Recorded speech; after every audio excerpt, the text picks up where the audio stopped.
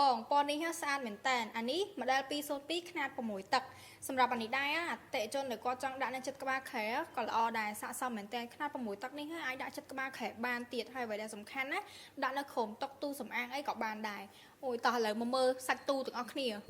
អានេះពណ៌ប្រផេះមែនបងមើលអញ្ចឹងមានអារម្មណ៍ថាដូចរៀងខើមប៉ុន្តែអត់ទេអានេះសាច់ប្រផេះប៉ុន្តែបែបលក្ខណៈប្រផេះអាឡងទូនេះអាឡងស្អាតមែនតើហ្មងហើយសម្រាប់មុខងារវិញក៏យើងប្រើជាមួយនឹង scan កញ្ញៅដៃហើយជាមួយ polycode ហើយក៏មានចាក់កូនសោដែរនេះបងកំតើមើលសាច់ទូយើងមកមើលបលួនទូសិន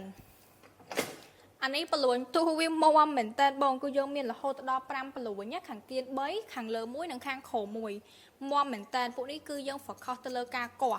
ចាហើយសម្រាប់នេះវិញគឺប្រភេទសាច់ទូខាងក្នុងរបស់យើងចាសាច់ទូក្នុងវិញគឺជាប្រភេទស្បែកសុទ្ធទៅបងគឺអេប៉ុងនៅខាងក្នុងហើយយើងស្រូបដោយស្បែកនៅខាងក្រៅស្អាតមែនតើពួកនេះដាក់លុយដាក់ឯកសារអីក៏អត់មានបញ្ហាដុសផ្សិតឬក៏អីដែរគឺយើងធ្វើការតនីជូនហ្មងធន់រឹងមាំប្រើប្រាស់បានយូរហើយសម្រាប់ទូដៃ Philips របស់យើងក៏មានចំណុចពិសេសមួយទៀតដែរបើសិនជាបងមានអារម្មណ៍ថា60គីឡូហ្នឹងគឺវារៀងស្រាលពេកគឺបងអាចចាប់ជាប់អញ្ចឹងបានសម្រាប់ទូរបស់យើង design ឡើងទុកបន្លោះពីសម្រាប់ឲ្យបងចាប់ជាប់អញ្ចឹងបងចង់ចាប់ជាប់អញ្ចឹងដែលខ្លួនឯងក៏បានចង់ឲ្យខាងក្រុមការងារប្អូនចាប់ជូនក៏បានគឺយើងមានក្រុមការងារដើម្បីធ្វើការងារនេះជូនបងមួយ set ហ្មង